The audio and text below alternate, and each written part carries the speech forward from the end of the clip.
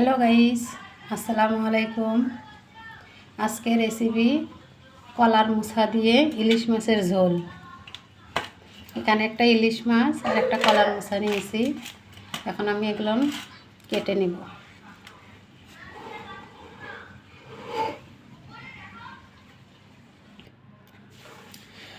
কলার মোছাটা কেটে নিয়েছি, তার সাথে ইলিশ মাছও কাটা হয়ে গেছে। ইলিশ মাছে অনেক সুন্দর ডিম, এটি খেতে অনেক মজা লাগবে। এখন আমি চুলায় ফ্রাই প্যান বসায় দিব। চুলায় ফ্রাই প্যান বসায় দিছি।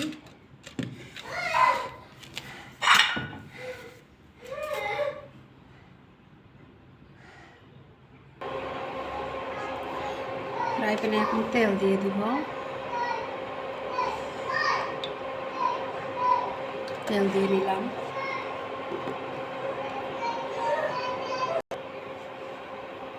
দিয়ে দিলাম।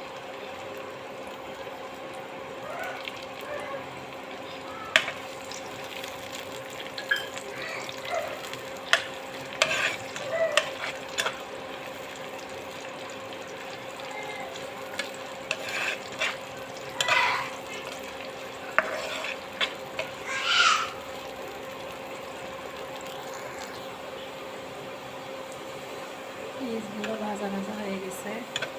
এর মধ্যে এখন একটু কালো জিরে দিয়ে দিব কয়েকটা।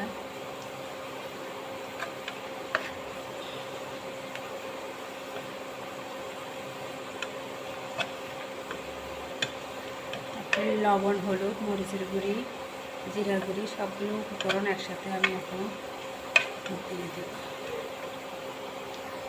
তার আগে দিয়ে নিব এখন মরিচ বাটা, পেঁয়াজ বাটা, সরিষা বাটা।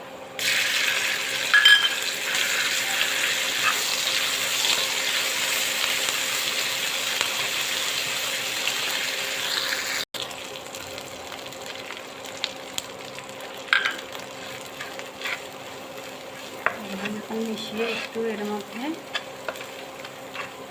পানি দিয়ে দেব।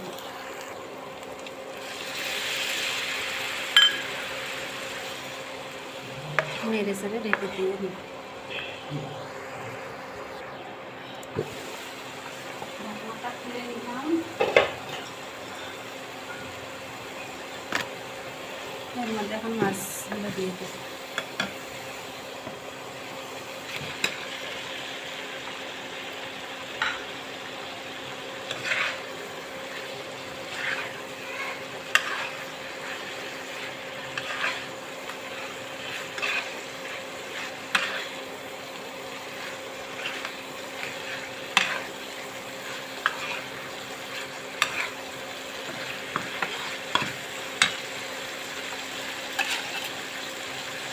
ঝোল দিয়ে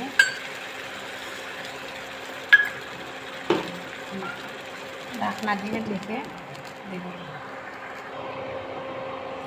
ঢাকনাটা খুলিয়ে নেব। মাছগুলো নেড়ে চেড়ে নামিয়ে নেব। হয়ে গেছে।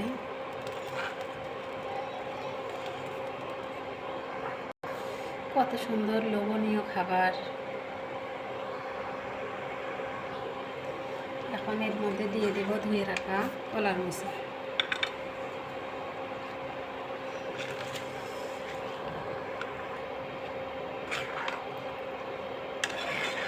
নেড়ে চেড়ে এখন আবারও ঢেকে দেব।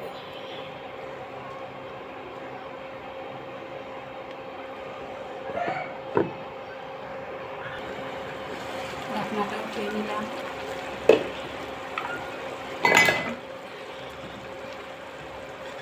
এখন নেড়ে চেড়ে এর মধ্যে এখন দিয়ে দেব লিকুইড দুধ।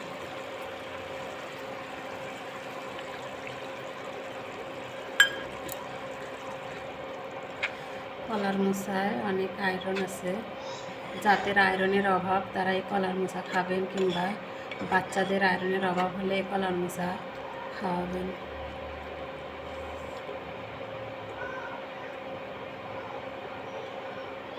আবারও ঢেকে দিব।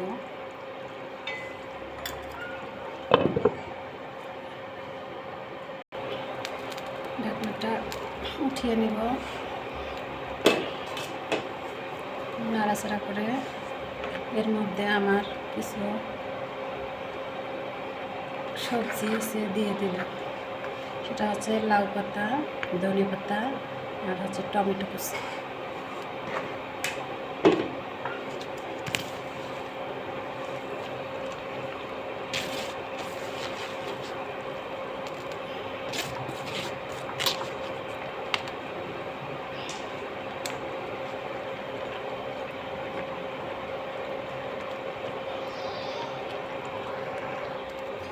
আবারও ঢাকনা দিয়ে ঢেকে দিলাম।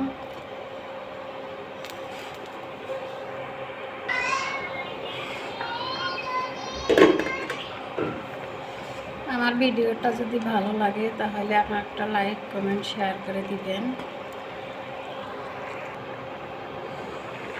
আর আপনারা এইভাবে একবার হলেও বাসায় কলার মোচা রান্না করে খাবেন। এখন এর মধ্যে দিয়ে দিব কষান করা মাছ। কষানো মাছটা অনেক মজা লাগে।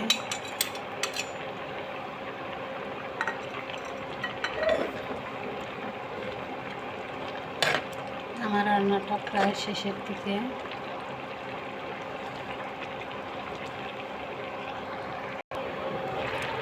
আমার রান্নাটা হয়ে গেছে।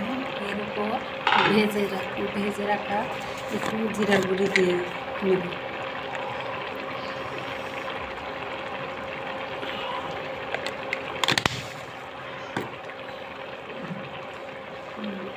যদি আমার রেসিপিটি ভালো লাগে তাহলে আমার এভাবে রান্না করে খাবেন আপনারা।